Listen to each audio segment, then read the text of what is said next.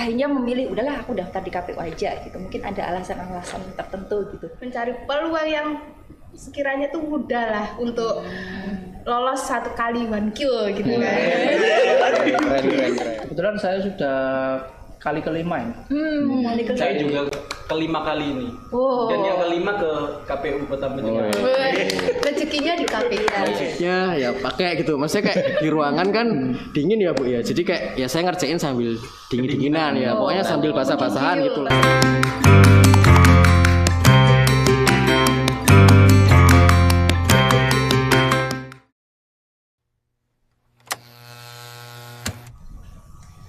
Assalamualaikum warahmatullahi wabarakatuh.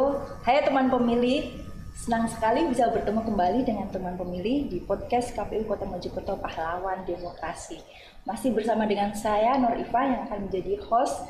Dan hari ini di episode ke-17 kita akan berkenalan lebih dekat dengan para punggawa-punggawa muda yang baru saja bergabung dengan KPU Kota Mojokerto, membawa energi-energi baru, spirit baru. Siapa lagi kalau bukan CPNS KPU Kota Mojokerto. Hai. Sehat semua ya hari ini ya? Alhamdulillah. Sehat dong. Semangat. Harus sehat. Oke. Mungkin teman pemilih di rumah udah nggak sabar lagi nih mau kenalan lebih jauh sama Mas dan Mbak yang ganteng dan cantik-cantik ini ya. Oke, mungkin bisa dimulai dari yang paling dekat dengan saya dulu ini, Mbak yang cantik ini. Teman pemilih, kenalin, saya Elita Kumalasari, biasa dipanggil Elita. Asal saya dari Surabaya. Oke, lanjut Mas. Hai teman pemilih, saya Ahmad Khairul. Saya salah satu CPNS di KPU Kota Mojokerto. Saya tinggal di Sidoarjo. Jadi setiap hari berangkat pulang dari Sidoarjo ke Mojokerto naik motor ya. Pulang pergi ya Mas ya tiap hari ya. Kalau ditanya capek, pasti capek. Semangat. Pejuang demokrasi harus gitu ya, semangat ya. Alhamdulillah saya sudah menikah dan sudah dikaruniai seorang putra. Oke, sudah menikah nih teman pemilih statusnya ya. Lanjut Mas Alam. Ya, tadi sudah disebut Bu Iva ya, nama saya. Jadi panggilan saya Alam, nama lengkapnya Al-Khoria Jalamsyah, asal saya Karanganyar. Cuman kalau misalnya teman-teman tanya, biasanya saya bilang dari Solo, karena Solo akhir-akhir ini sangat terkenal sekali tempatnya. Begitu sih Bu Iva. Orang Jawa Tengah ini ceritanya ini. Iya, sudah terlihat dari logatnya yang sangat sopan gitu. Terlihat dari tata keramanya ya. Tata kerama.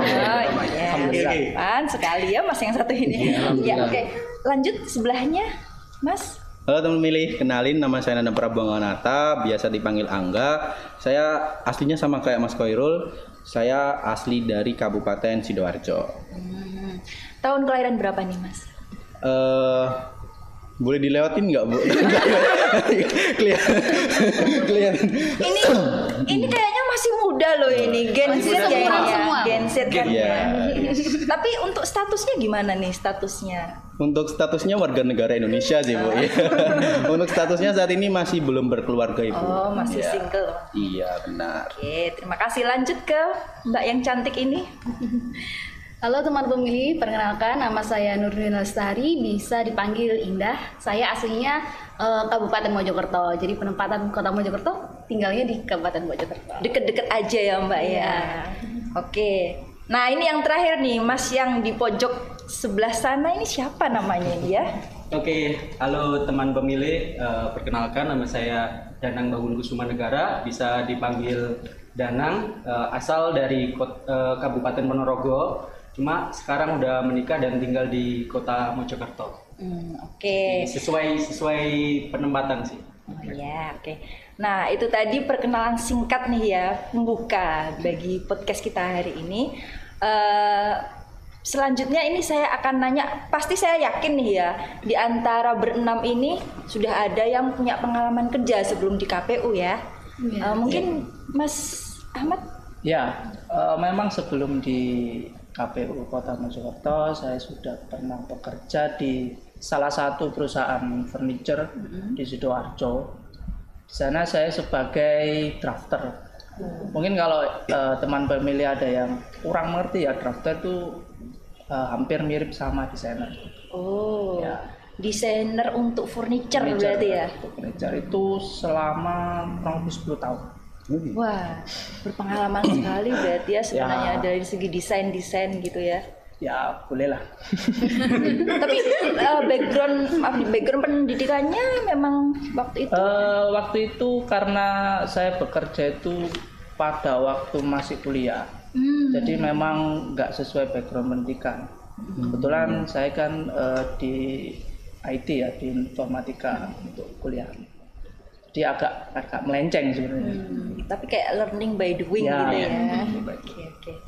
Mungkin ada lagi ya yang punya pengalaman kerja sebelum di KPU ya, Mas Danang ya?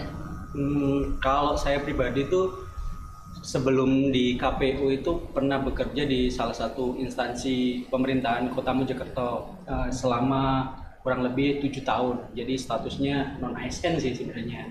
Nah, waktu itu karena karena ada peralihan kebijakan ya Bu ya. Jadi saya memutuskan untuk coba-coba Ikut CPNS. Nah, kebetulan ya ikutnya di CPNS KPU sih. Jadi gitu aja sih. Tapi sebenarnya kalau dari segi pengalaman di bidang pemerintahan, sebenarnya Mas Danang ini juga bukan sesuatu yang asing lagi ya bagi Mas Danang ya berarti ya? Iya, kebetulan karena dulu juga ditempatin di perencanaan dan keuangan ya. Jadi ya kurang lebih ada basic lah Bu ya. Kalau tentu di KPU sama pemerintahan daerah kan tentu beda sih. Jadi saya ya tetap lebih ada explore lagi lah di KPU Kota Mojokerto. Kalau Mbak Indah kalau nggak salah juga pernah ya ada pengalaman juga ya? Ya dulu waktu sebelum join di KPU, waktu lulus S1 itu saya pernah kerja bareng dosen gitu ya untuk waktu kurang dari 2 tahun. Kemudian saya melanjutkan kuliah saya di jenjang S2 sama freelance. Nah waktu sudah lulus S2 itu kebetulan mendaftar dosen dan ikut CPNS barengan, tapi setelah diskusi sama orang tua kita udah lanjut CPNS-nya aja, mungkin berkahnya di sini ya, alhamdulillah diterima dan lolos gitu. Jadi Mbak Indah ini dulu sempat jadi asdos ya? Iya. Jadi nggak heran nih kalau punya bakat komunikasi skillnya ini, communication skillnya ini lumayan cukup bagus Ini gitu ya. Beda cerita sedikit, kita nyambung-nyambung. Oke. Terus tentunya teman pemilih juga penasaran juga nih, kenapa sih kok kalian tertarik untuk mendaftar sebagai CPNS di KPU? Kan ada tuh banyak tuh pilihan-pilihan instansi lain, lembaga lain ya. Kenapa kok akhirnya memilih udahlah aku daftar di KPU aja gitu? Mungkin ada alasan-alasan tertentu gitu. Mungkin dari Mbak Elita ya, bisa cerita sedikit. Kebetulan CPNS rekrutmen tahun 2024 kemarin kan buka besar-besaran ya Bu ya. Terus jadi peluangnya sangat besar banget kan untuk mendaftar. Lalu saya juga pastinya mencari peluang yang sekiranya tuh mudah lah untuk lolos 1 kali 1Q gitu kan.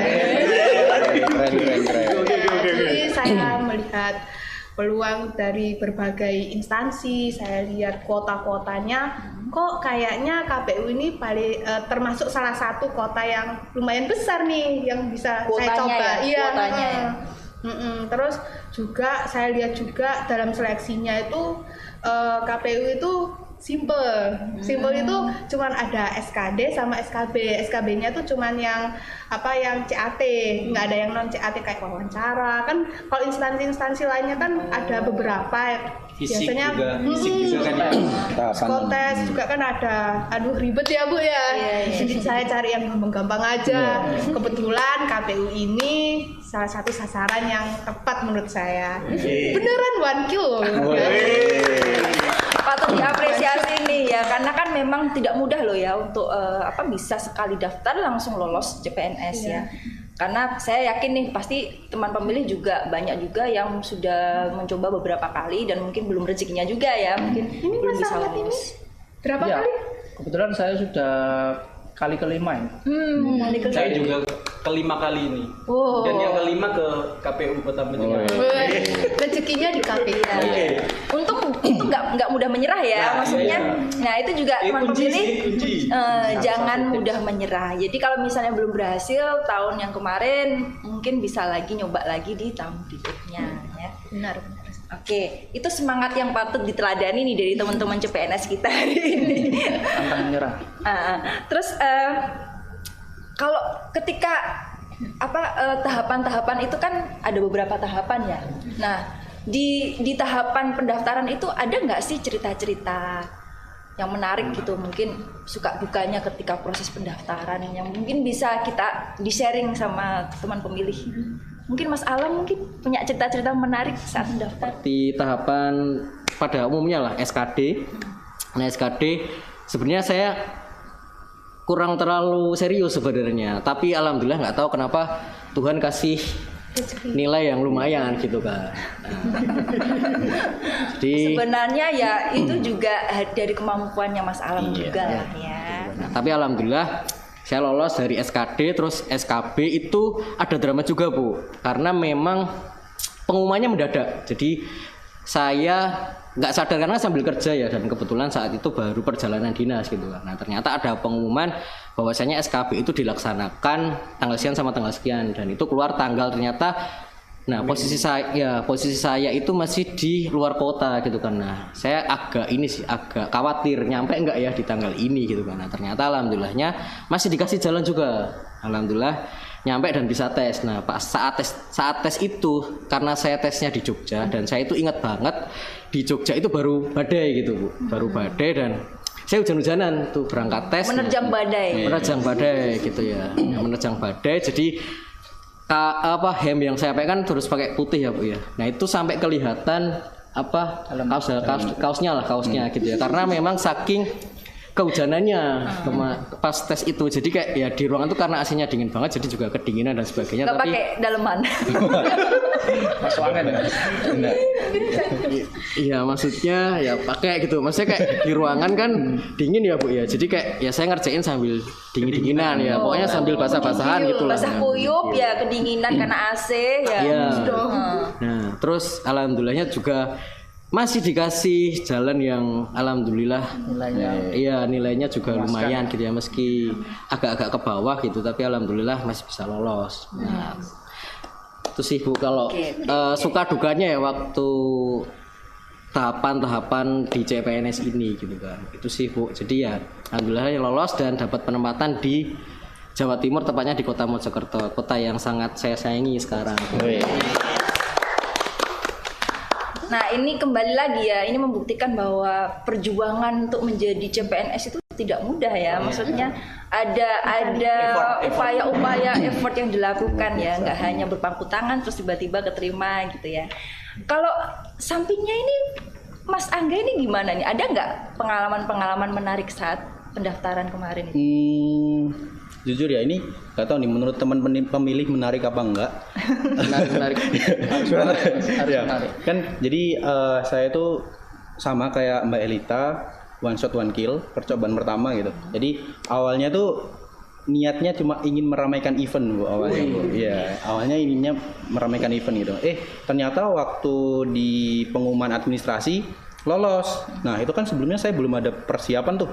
Nah, jadi dengan persiapan yang mepet itu kurang lebih 2 bulanan itu saya bener-bener saya push buat belajar buat ngejar ketertinggalan gitu. Karena kan di momen-momen itu tuh banyak postingan di media sosial terkait persiapan orang-orang gitu kan. Mereka kan pada share nih persiapan yang mereka lakukan untuk menghadapi tes CPNS itu. Nah itu sedikit ke-trigger saya gitu. Jadi posisi pada waktu itu kan saya juga bekerja nih. Jadi sebelum berangkat bekerja, setelah sholat subuh itu, alhamdulillah saya bangun terus belajar nih Bu, belajar dulu sebelum berangkat kerja. Nah setelah pulang kerja itu saya belajar lagi Bu, karena saya merasa itu tadi waktunya sangat minim gitu. Karena ya walaupun niat awal saya untuk meramaikan event ya, paling tidak itu semangat saya tuh kayak nggak malu-maluin gitu loh Bu. Jadi kalau misalkan hasilnya kurang memuaskan itu nggak malu-maluin banget gitu. Jadi makanya itu saya hapus nih belajarnya dalam 2 bulan itu, setiap pagi sama malam. Terus kalau weekend itu saya buat tes tryout untuk mengukur seberapa jauh kemampuan saya untuk mengerjakan soal-soal SKD itu. Nah setelah itu ternyata waktu SKD nilainya kurang memuaskan, tapi alhamdulillah bisa membuat saya lolos ke tahap berikutnya. Nah, karena SKD saya merasa kurang puas dengan nilai yang saya miliki, itu spirit belajar saya tuh saya tingkatin lagi tuh. Makin nambah buat, lagi iya, bukannya down tapi justru lebih termotivasi untuk benar, lebih baik lagi. Pada waktu itu posisi perankingan saya tuh nggak masuk ke kuota yang ada gitu Bu. Jadi berapa Mas? waktu itu sekitar 100 sekian gitu. Jadi yang dibutuhin kan 100 ya. 100 orang kan. Diambil dari 1.500 sekian yang daftar itu kan. Nah itu karena saya merasa kurang maksimal di SKD, jadi saya push lagi buat di SKB itu waktu belajarnya gitu. Jadi yang awalnya sebelum sesudah sholat subuh, sekarang sebelum sholat subuh itu saya udah belajar dulu tuh sambil nunggu azan. Gitu. Selesai tahajud langsung belajar gitu Mas. Itu bagian itu dilewatkan dulu. Ininya sebelum sholat subuh itu saya bangun buat belajar itu ya, buat belajar terus pulang tuh kan pada waktu itu saya juga untuk transportasi pulang pergi waktu kerja itu naik kendaraan umum ya. Jadi di kendaraan umum itu saya juga belajar tuh Bu tentang materi-materi yang akan diujikan. Wah, gitu. Iya. sangat menginspirasi sekali ya. Iya, Ini Mas Angga ini benar. tipe-tipe yang suka belajar ya. Tapi ingat gak sih waktu kita lolos tuh kayak masih belum bisa plong gitu karena memang waktu tunggu yang ada kayak waktu menunggu untuk pengumuman selanjutnya. Karena memang ini sih Bu kayak jadinya CPNS mau di SPMT sama TMT itu ya kayaknya sempat diundur gitu kan ya. Nah itu jadi drama juga ya kayaknya. Ya, nah itu juga agak ini ya Bu, karena kan pada waktu itu saya bekerja kerjanya di posisi di Jakarta ya, kan jauh tuh dari rumah. Sedangkan kalau ngurus-ngurus pada waktu itu tuh dokumen-dokumen banyak yang di rumah gitu. Jadi waktu pengurusan berkas-berkas untuk pengangkatan CPNS itu harus bagi-bagi waktu iya, juga benar, ya. harus bagi waktu, terus harus sering koordinasi sama orang rumah buat persiapan berkas-berkas yang dibutuhin. Itu sih mungkin hal-hal yang suka dukanya ketika proses pendaftaran CPNS kemarin iya benar, itu ya. karena jarak itu tadi Bu. Dan alhamdulillah diberikan kelancaran oleh Yang Maha Kuasa buat bisa lanjut dan mendapatkan penempatan yang nggak jauh dari rumah gitu sih Bu. Jadi alhamdulillah. Baik, itu tadi ya teman pemilih, kita dengar cerita-cerita dari Mas dan Mbak yang suka duka mereka ketika mendaftar CPNS itu ternyata nggak mudah ya. Jadi memang butuh perjuangan ekstra ya. Memang sesuatu yang menjadi impian itu memang harus diperjuangkan ya. Jadi itu sekali. Saya harap ini sharing kali ini bisa menginspirasi teman pemilih juga ya. Bagaimana kita jangan menyerah, kemudian bagaimana kita harus push ya untuk tetap semangat ya untuk meraih apa yang kita impikan gitu ya. Nah, setelah dengan perjuangan yang jatuh bangun ya, berdrama gitu ya. Mungkin kalau difilmin kayak bisa jadi berapa episode gitu ya. Gimana sih perasaan kalian ketika membaca pengumuman ya pertama kali tahu bahwa ternyata ada namaku gitu, lolos sebagai CPNS KPU. Mungkin dari Mas Danang. Kalau saya pribadi karena udah pernah coba 5 kali ya Bu ya, dan kelimanya ini lolos, jadi pas waktu itu juga setelah menikah Bu, jadi saya sama istri ya senang sih Bu karena tahu lolos ya kan. Setelah 4 kali coba itu gagal, dan ditambah lagi itu yang bikin senang itu karena penempatannya itu di Kota Mojokerto. Jadi kayak sesuai domisili sesuai home base lah kalau kata Gen Z itu home base gitu ya. Jadi ya senang, bahagia dan bersyukur sih kayak gitu karena udah melalui 5 kali proses tes CPNS. Kalau Mbak Indah sendiri sudah menduga sebelumnya apa gimana ketika Bu Iva, sebelum menjawab pertanyaan Bu Iva, saya boleh jujur ya Bu, ini sebenarnya saya deg-degan ya, karena biasanya saya yang menjadi host, terus saya menanyain, sekarang saya yang jadi narasumber dan ditanyain, merasakan sebagai narasumber ceritanya dan ditanyain sama Kasubag sendiri, makanya jadi deg-degan ini. Luar biasa. Oke Bu, terima kasih Bu Iva pertanyaannya. Jadi kalau saya pribadi jujur, mungkin seperti teman-teman yang lain ya, deg-degan juga karena saya itu waktu seperti Mas Angga waktu SKD itu ranking saya juga 100 ke atas. Jadi kita cuma punya kesempatan untuk memperbaiki nilai di SKB dan alhamdulillahnya ketika SKB kita bisa ngejar dan bisa lolos. Cuma kan ada pembagian penilaian ya Bu ya, ada 60-40%. Jadi SKB-nya itu 40% ya. 60 ya, 60 SKD-nya 40. Jadi waktu awal-awal rankingan kan tiap hari ketika kita selesai tes itu pasti kita melihat update nilai gitu. Awal-awal saya wah nilainya insya Allah lolos ini. Kok semakin ke bawah semakin mendekati semua selesai tesnya itu loh kok melorot gitu. Maksudnya ini rankingnya rankingnya ya bukan nilainya. Kalau nilainya tetap tapi mungkin rankingnya pemeringkatannya itu ya. Makanya karena itu belum masih dia belum tes. Iya, tiap kota kan tesnya nggak sama harinya. Oke. Jadi itu masih bikin kita semua deg-degan. Makanya waktu lolos tahu dan walaupun nilainya udah di akhir-akhir udah alhamdulillah udah senang sekali dan itu udah wah lega lah. Ternyata perjuangan di SKD yang nilainya udah ngepres di SKB-nya bisa naik nilainya itu udah sangat membantu buat kita lolos. Jadi udah sangat lega walaupun masih harus menunggu SPMT dan TMT-nya kapan, tapi seenggaknya sudah lega lah kalau sudah tahu sudah ada pengumumannya gitu ya. Udah tahu lolos itu tadi. Saya punya fun fact nih Bu. Apa itu Mas Angga? Jadi menarik sekali. Saya ini ya serunya waktu seleksi CPNS khususnya di tahun 2024 yang saya ikuti itu saya tahu pengumuman kalau misalkan saya bukan pengumuman ya, saya tahu kalau misalkan saya akan lolos sebelum ada pengumuman resmi. Gimana tuh? Nah, ini Bu menariknya Bu. Jadi tes CPNS yang menggunakan full CAT tahun 2024 kemarin itu merupakan salah satu proses seleksi kerja yang paling transparan yang pernah saya ikuti. Kenapa? Karena saat kita ataupun pesaing kita itu memasuki ruangan ujian dan mulai mengerjakan ujian, proses pengerjaan dan nilai yang kita dapatkan itu bisa dipantau oleh seluruh masyarakat Indonesia yang tersambung ke internet gitu. Jadi disiarkan live streaming di YouTube. Jempol ya buat BKN ya ini ya. Keren banget ini Bu, serius. Bener-bener hal yang baru ya tapi ini patut untuk diteruskan ya untuk yang berikutnya juga harusnya seperti itu ya, transparan sekali ya. Jadi ada semacam trust gitu ya di masyarakat juga bahwa memang nilai itu memang apa adanya. Iya benar. Iya. Jadi nggak ada tuh istilah lagi kayak joki-jokian terus masuk. Iya.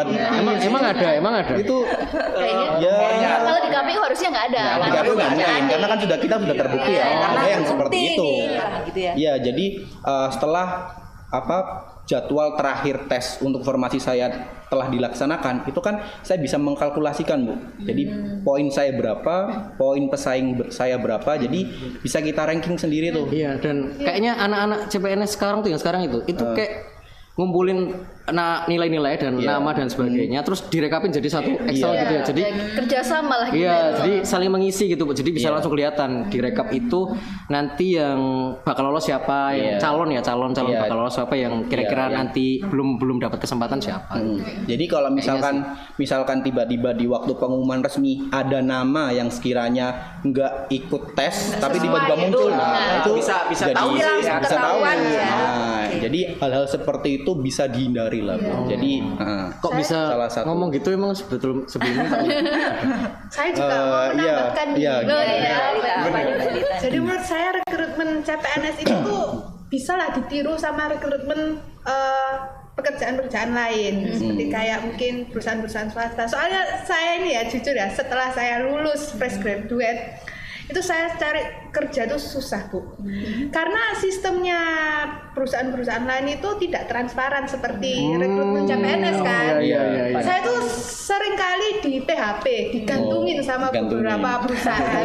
Iya. Berat ini. Iya, jadi misalkan ya saya udah melakukan beberapa seleksi sampai tahap terakhir.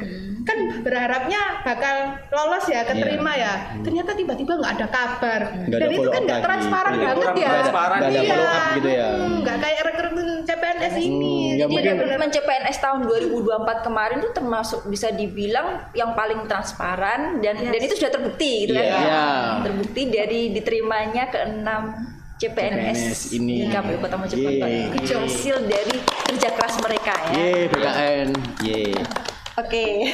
Aku suka BKN. mantap. Jadi setelah tahu diterima terus oh ternyata di KPU Kota Mojokerto nih, kemudian kan ditempatkan di subak-subak yang ada di KPU Kota Mojokerto ini kan ada 4 subak ya.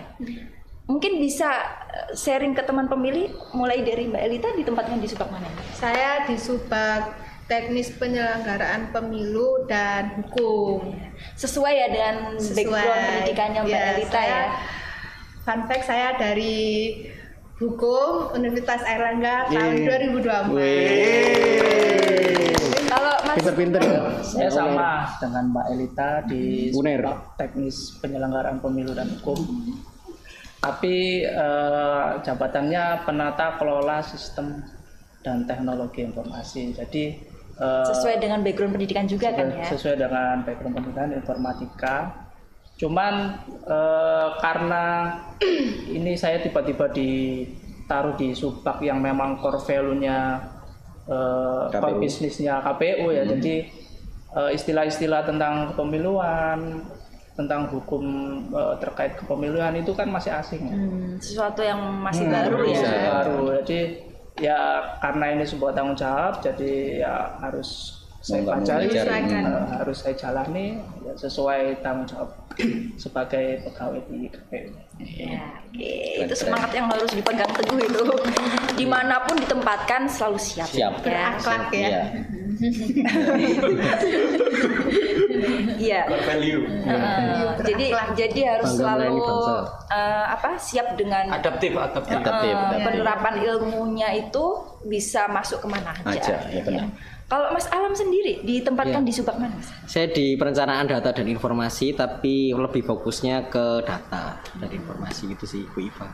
Tapi memang background pendidikannya Mas Alam sendiri Sama seperti Mas Ahmad tadi di PKSTI gitu ya, jadi di informatika juga dan memang lebih sering mengolah data juga sih Bu. Jadi memang sesuai juga kan? Iya, agak selaras lah dengan jurusan yang sebelumnya diambil kuliah sama waktu kerja sebelumnya. Jadi alhamdulillah ditempatkan di Rendatin kalau di sini. Mungkin keren lah yang menempatkan saya di Rendatin.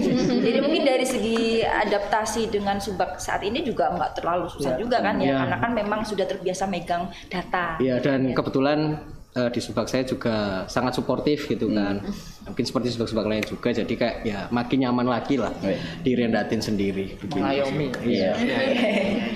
Ya, gitu Ya. sih Bu Iva. Kalau Mas Angga sendiri ditempatkan di Subak mana ini? Saya penempatan Subak Keuangan Umum dan Logistik, tapi background saya sistem informasi, Bu. Nyambung sih. Ya, jadi Nyambung sih. Tolong disambungin aja. iya benar.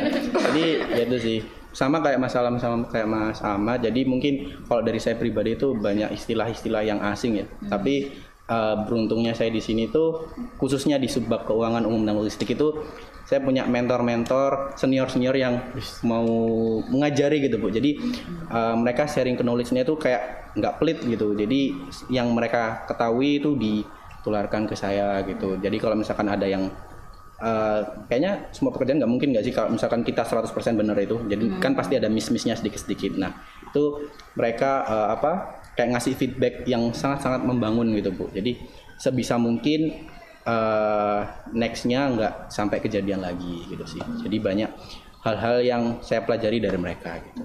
Mungkin untuk challenge-nya di keuangan sendiri mungkin lebih ke ini ya mungkin ya Mas Angga ya. Sebelumnya belum pernah pegang terkait aplikasi keuangan ya. Sekarang megang itu berarti gitu ya. Ya, mungkin dulu karena background saya IT dan bekerjanya di bidang IT, mungkin lebih familiar sama query, sama bahasa pemrograman gitu kan, Bu. Nah, sekarang Kalau sekarang kan lebih ke aplikasi keuangannya lebih ke kan aplikatif ya. gitu kan, lebih ke pengguna gitu kan. Jadi mungkin harus adaptif gitu, harus sering-sering nanya terkait fungsi-fungsi kegunaan dari aplikasi-aplikasi yang diimplementasi di KPU Kota Mojokerto ini apa aja sih gitu.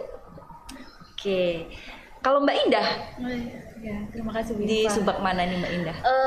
Sejujurnya kalau sesuai SK harusnya saya di KUL, tapi kemarin itu sudah dijelaskan bahwa kebutuhan dari CPNS ditempatkan di Subak itu memang disesuaikan kan dengan kebutuhan kantor. Jadi di SDM Parmas itu memang tidak ada orang. Jadi akhirnya saya diminta tolong untuk ditaruh untuk di SDM Parmas, diperbantukan lah ya istilahnya. Tapi saya kebetulan di plottingnya di bagian SDM-nya. Tapi seiring berjalannya waktu SDM dan Parmas itu tetap berjalan bersama bagi saya. Jadi nggak melulu tentang SDM, tapi Parmas juga saya lakukan kayak gitu. Tapi kalau dari Mbak Indah sendiri kan untuk misalnya mengerjakan tugas-tugas di Parmas sendiri kan lebih ke kayak pembuatan desain-desain sosmed ya untuk konten itu kan bukan sesuatu yang terlalu sulit untuk dipelajari sebenarnya kan ya Mbak ya. Karena kan memang selama ini juga backgroundnya Mbak Indah sendiri kan lebih ke informatika juga kan ya. Saya sistem informasi. Sistem informasi ya. Jadi mungkin kalau dari challenge-nya sendiri apa tuh Mbak? Kalau di Parmas? Kalau saya sendiri challenge-nya di SDM Parmas itu di bagian SDM-nya. Oh di SDM-nya. Di SDM-nya karena di SDM-nya itu saya harus istilahnya saya bilang saya harus lari buat belajar hal yang baru.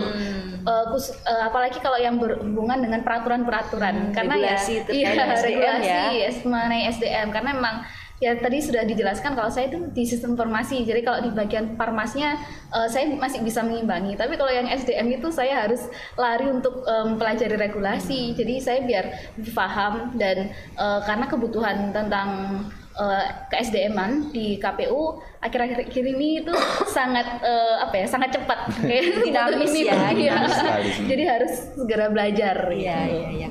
Apalagi kan memang meskipun SDM ini sifatnya rutin ya, tapi memang regulasi-regulasi itu kan selalu ada yang baru gitu ya.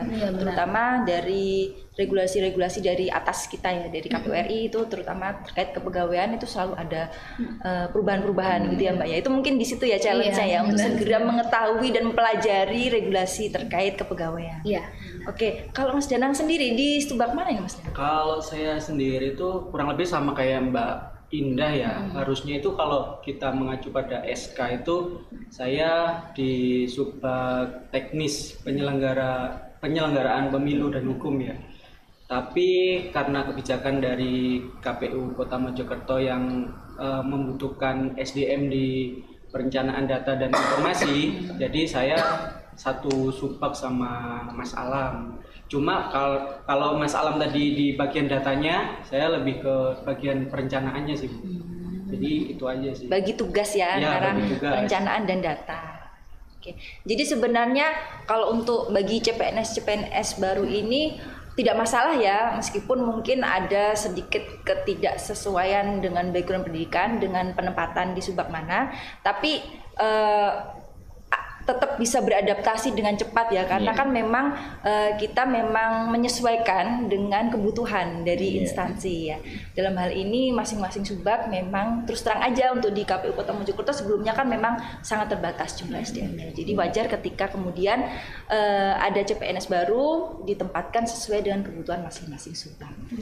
Oke, kita sampai ke pertanyaan terakhir ini kayaknya nggak terasa ya kita ngobrol dari tiba-tiba lama ini durasinya acara. Saya yakin teman pemilih yang saat ini menyimak perbincangan kita ya, ini pasti ada yang ingin sekali ya menjadi seperti kalian juga gitu, punya impian menjadi CPNS juga gitu ya. Kira-kira bisa nggak sih share sedikit tips dan triks buat teman pemilih kalau mau mendaftar sebagai CPNS biar bisa lolos? Pasti saya yakin ini ada mereka masing-masing punya tips-tips tersendiri ya ketika mendaftar CPNS Mungkin mulai dari Mbak Elita. Boleh. Wah, ini seru ini. Kalau saya itu satu. Apa tuh? Ikhtiar. Oh, keren. Dan jangan lupa kalau saya kan beragama Islam ya. Iya. Jangan lupa tahajud sama duha. Wah, mantap, keren. Karena saya coba, saya lakukan. Setiap hari saya sholat tahajud dan duha, tapi jangan sholat doang. Bagi yang beragama Islam ya, jangan lupa untuk juga melangitkan doa-doa kita, gitu ya. Konsisten berarti ya harusnya ya. Terus juga sedekah, itu juga ngaruh. Selain kita belajar, karena faktor eksternal itu juga mempengaruhi kita. Gitu. Oke. Kalau Mas Ahmad? Kalau saya sih tipsnya ya kalau dari saya pribadi jangan setengah-setengah. Karena All out gitu ya. All out harus berjuang lah. Soalnya pengalaman yang dulu ikut seleksi itu saya menganggapnya kalau keterima ya udah, kalau gagal ya udah, kalau keterima alhamdulillah. Pasrah. Tapi nggak boleh ya. Kita harus benar-benar all out, belajar. Kalau yang sudah bekerja ya pandai-pandai ngatur waktu. Sama satu yang sudah dijelaskan sama Mbak El, berdoa. Oke. Kalau Mas Alam? Ya, untuk teman pemilih nih ya, Pak, yang kiranya bakal tes CPNS gitu ya. Nah, kalau saya sih cukup satu aja. Jadi saya ada baca sedikit lah, dan itu menjadi pedoman bagi saya atau sebagian banyak orang gitu ya. Jadi intinya adalah practice makes perfect gitu ya. Jadi intinya banyak-banyak latihan atau semuanya dipersiapkan. Nah, hasilnya insya Allah nggak bakal jauh-jauh kok, walaupun hasil itu milik yang di atas gitu ya. Mungkin dari saya itu aja sih Bu, practice makes perfect gitu aja. Latihan soal supaya terbiasa dengan berbagai jenis soal gitu ya Mas ya. Iya. Bisa gitu, bisa juga ya kayak tadi mungkin dari Mas Angga yang latihan untuk bangun pagi, untuk meluangkan waktu yang biasanya tidur gitu ya, kita ganti dengan belajar gitu ya. Yang biasanya pulang kerja main game gitu ya, kita ganti dengan belajar. Nah, itu kan yang disebut mungkin praktis tadi ya. Kayak gitu-gitu sih, Bu Iva. Oke. Lanjut Mas. Mungkin punya tips yang mau dibagikan. Kalau dari saya mungkin untuk teman-teman pemilih ya, kan nanti kalau misalkan CPNS itu biasanya pembukanya serentak ya Bu, maksudnya dari kementerian lembaga ataupun pemerintah daerah juga buka. Nah, mungkin dari saya ini sih, mungkin dari teman-teman tadi kan sudah menyampaikan terkait spiritual dan teknisnya gitu ya. Mungkin saya lebih ke ini sih, strategi dalam memilih kementerian lembaga ataupun pemerintah daerah gitu. Jadi teman-teman kalkulasikan sendiri gitu, maksudnya seberapa pede teman-teman dengan kemungkinan itu gitu kan, karena kan seperti yang saya ini ya, pengalaman saya itu kan perbandingannya 100 banding 1.500 lebih kan Bu, itu kan banyak banget ya. Jadi itu sih. Terus ini berarti perlunya memahami medan perang ya. Iya benar gitu. Kira-kira pesaing-pesaing saya ini berapa banyak orang nih gitu ya. Iya, jadi teman-teman bisa berkaca nih dari penyelenggaraan sebelumnya itu berapa sih kira-kira pendaftar dari formasi yang teman-teman minati gitu. Nah, itu. Terus persiapan juga dokumen-dokumen administratif gitu. Karena sekalinya teman-teman melakukan kesalahan dan itu murni kesalahan dari teman-teman dan memang itu udah bisa ditolerir sama panitia gitu. Jadi kan sayang banget ya kalau misalkan kita gugur karena kelalaian, dan gugurnya tuh di awal karena kelalaian kita sendiri gitu, karena kita kurang cermat gitu sih Bu mungkin. Oke, kalau Mbak Indah mungkin mau membagikan tipsnya? Kalau saya kurang lebih hampir sama kayak Mas Angga ya, karena teman-teman ini kalau dilihat dari cerita-cerita yang saya dengar juga itu, mereka selalu menggampangkan SKD. Jadi jangan sampai kalian menggampangkan SKD, karena SKD itu kan ada 3 penilaian Bu ya.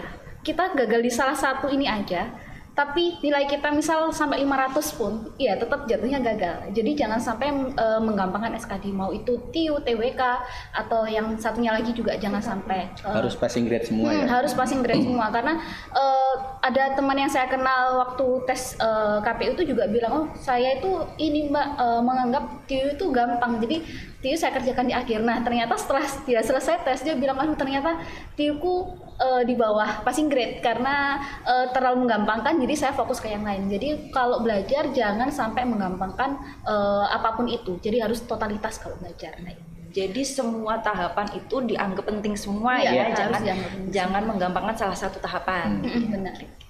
Mas Nenang, Kalau saya karena sudah terjawab semua ya, jadi saya merangkum aja ya dari Mbak Elita tadi terkait apa spiritual, terus Mas Ahmad juga effort kita untuk ikut tes itu jangan sampai setengah-setengah, terus Mas Alam dan Mas Angga terkait teknis dan non teknis ya Bu ya, kayak misalnya memilih strategi dan sebagainya. Saya kira juga perlu sih, kayak contoh kita harus benar-benar teliti ibaratnya sebelum berperang itu memang kita harus siapkan senjatanya kayak gitu. Jadi kayak dokumen-dokumen, terus terutama sih apa itu jurusan sih Bu. Ya jurusan itu yang paling krusial sih menurut saya, karena sebagian misalnya katakanlah dulu itu dia lulus dengan nomenklatur lama, sedangkan yang diminta itu nomenklatur baru, itu jadi problem di banyak hal sih. Itu yang paling banyak ngegugurin di administrasi kayak gitu sih. Jadi teman-teman harus teman-teman teliti memilih ya harus ketika teliti sih. pendaftaran itu. Kan sayang banget sebelum ikut tes sudah gugur duluan. Dan mungkin yang terakhir Bu ya, jangan lupa minta restu sama orang tua sih sebelum dengan tes. orang tua. Bagi yang udah menikah ya restu sama istri atau suami sih, kayak gitu aja. Sama Ini aja pasangannya sih, Bu. masing-masing ya terutama ya. Dan yang pasti tadi yang dari cerita-ceritanya Mas Angga tadi, jangan sampai sistem kebut semalam ya. Jadi sudah mulai jauh-jauh hari itu belajarnya dicicil ya, setidaknya dibiasakan habitnya itu untuk suka membaca gitu ya, membaca berbagai soal-soal gitu ya. Oke, baik teman pemilih, tidak terasa hari ini kita asik banget ya tadi ngobrolnya itu sampai nggak terasa ini sudah 2 jam kayaknya. 2 jam setengah ya. Udah gelap ini Bu. Udah gelap ini. Tadi perasaan terang udah Durasinya gelap. sudah melebihi durasi dari podcast sebelumnya. Oke, sekali lagi saya ucapkan terima kasih buat teman-teman CPNS yang hari ini meluangkan waktunya untuk hadir di podcast KPU Kota Mojokerto Pahlawan Demokrasi. Kami berharap semoga perbincangan kami tadi memberikan inspirasi bagi teman pemilih, terutama bagi teman pemilih yang punya keinginan juga nih untuk lolos sebagai CPNS, baik itu nanti di KPU atau mungkin di instansi yang lainnya. Jangan lupa teman pemilih untuk terus pantau podcast KPU Kota Mojokerto Pahlawan Demokrasi untuk terus mendapatkan info-info seputar kepemiluan dan seputar demokrasi. Dan jangan lupa juga untuk like, komen, follow, dan subscribe akun sosial media KPU Kota Mojokerto. Kita bertemu kembali di lain kesempatan. Sampai jumpa. Wassalamualaikum warahmatullahi wabarakatuh. Waalaikumsalam. Bye. Bye. Yeay.